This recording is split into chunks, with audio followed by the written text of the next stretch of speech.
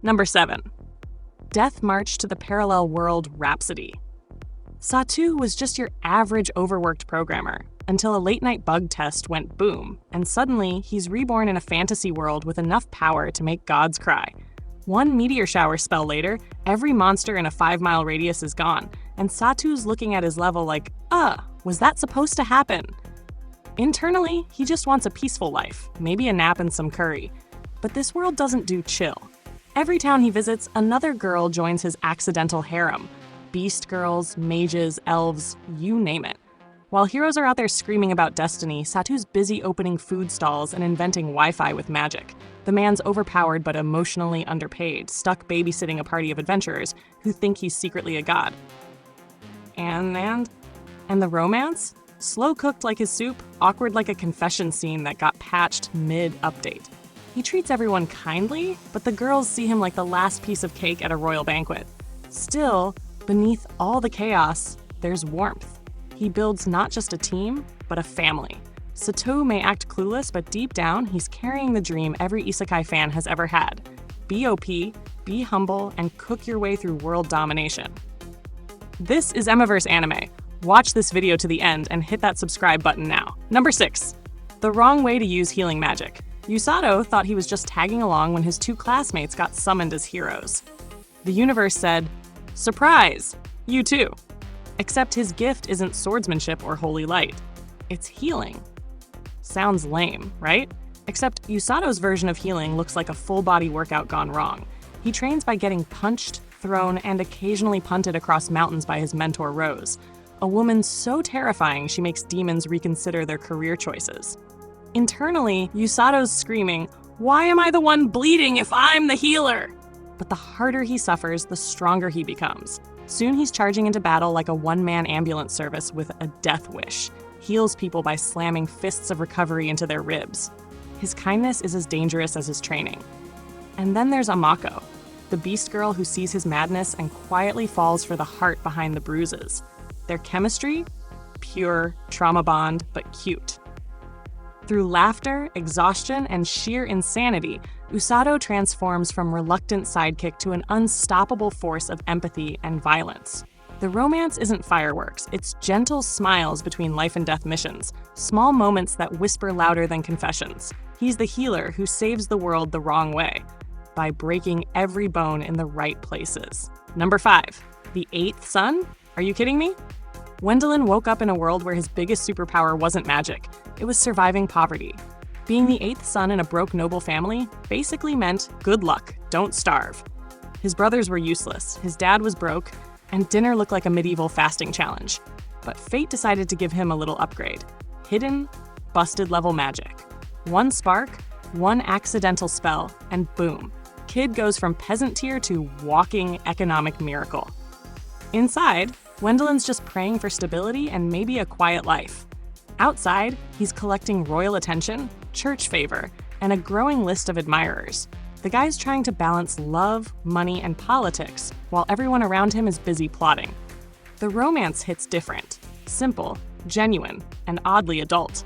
He's not out here seducing girls, he's just being decent, and apparently that's enough to melt hearts in this world. Every battle and negotiation shows a kid who never asked to be great, but somehow keeps saving everyone. His spells flatten monsters, his kindness wins loyalty, and his humility keeps him human. By the end, Wendelin isn't just the 8th son, he's the first name everyone remembers. It's the story of a broke boy who became a legend, not by chasing glory, but by accidentally outclassing the entire kingdom. Number 4. How a realist hero rebuilt the kingdom. Kazuya Suma didn't get summoned to slay dragons, he got summoned to fix the economy. Imagine waking up in a fantasy world expecting magic, but instead, you're stuck managing taxes, food shortages, and nobles who think math is witchcraft. Inside, Suma's, "Why am I doing paperwork in another world?" Outside, he's charming ministers, designing reforms, and somehow turning medieval chaos into a functioning government. But here's the twist. He does it all with style. He's logical, strategic, and painfully human. Every meeting, every policy, every sigh of exhaustion, Suma builds a better world, one spreadsheet at a time. And somewhere between trade deals and crisis management, he finds something unexpected: love. Licia, the princess he's arranged to marry, starts as his political partner, but slowly becomes his equal, confidante, and the reason he keeps fighting. Their romance isn't dramatic, it's earned, patient, and quietly powerful. Together, they're the ultimate power couple. Brains, bravery, and barely any sleep. When others charge into battle with swords, Suma conquers kingdoms with negotiation and logic. He's not the hero they expected, but he's the one they needed. In a genre full of chaos-loving MCs, Suma stands out as the man who fixed fantasy politics with common sense and heart. Number 3. The Executioner and Her Way of Life. Minu's job is killing isekai people before they destroy the world. Cold? Maybe. Necessary? Definitely. But when she meets Akari, a bubbly girl with an overpowered time reset ability, Minu's world flips harder than a plot twist mid-season. Inside, she's calm, professional, and emotionally armored. Outside, she's slowly crumbling every time we smell like the person left in the world. Their journey is half assassination mission, half existential crisis. Minu pretends it's all strategy. I have to kill her before she destroys everything. But her heart's like, do I really want to? Every fight, every moment of tension between them drips with unspoken emotion. Akari's innocent affection makes Minu hesitate, while Minu's cold resolve makes Akari fall deeper. It's tragic, twisted, and way too beautiful for comfort. Romance in this show isn't about holding hands, it's about holding daggers and feelings at the same time.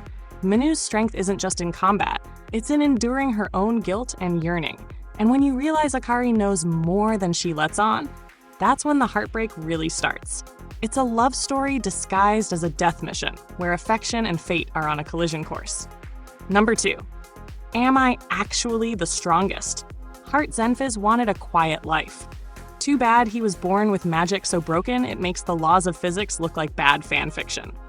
Abandoned as a baby because his parents thought he was powerless, Heart grows up to become the strongest being alive, all while pretending he's a nobody. Inside, he just wants naps and peace.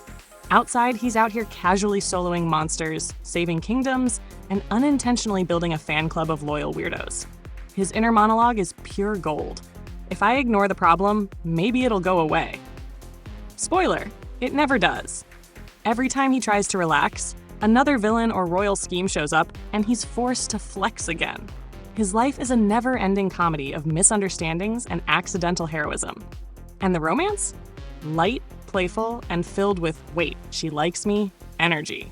His fiancée, Charlotte, is both sweet and terrifying, balancing out Heart's cluelessness with charm and chaos. He's the type of MC who breaks the system just by existing. But what makes Heart special isn't just his OP power, it's that he stays awkward, sarcastic, and relatable through it all. He's proof that you can save the world, roast yourself, and still be the funniest god-tier mage alive. Number 1, may I ask for one final thing? Charlotte's story starts where most end, with betrayal. Dumped by her fiancé, mocked in front of nobles, and left to rot? Bad move. Because beneath that polite smile is a ticking magical nuke, wrapped in lace and sarcasm. Once she drops the innocent noble girl act, she goes full anime vengeance mode, turning heartbreak into high-tier spectacle. Inside, she's icy calm, done pretending. Outside, she's annihilating reputations, rearranging social hierarchies, and redefining elegance through destruction. Every confrontation she faces becomes an art form. Her composure sharp, her words lethal. She doesn't just seek revenge, she educates her enemies in pain management. And while she's out here rewriting the script of her life, romance sneaks in. Not the naive, fairy tale kind, but the mature, I know my worth now type. Charlotte's new love interest doesn't rescue her, he recognizes her. Their chemistry burns slow, layered with wit and emotional scars. Watching her rise again feels like therapy with explosions. She's powerful, poised, and absolutely done tolerating mediocrity. May I ask for one final thing, she says sweetly before we're dropping divine judgment. It's the perfect ending to her humiliation, a rebirth dressed in fire and grace. Charlotte didn't just survive, she turned revenge into art. Thanks for watching. Like and subscribe for more anime goodness.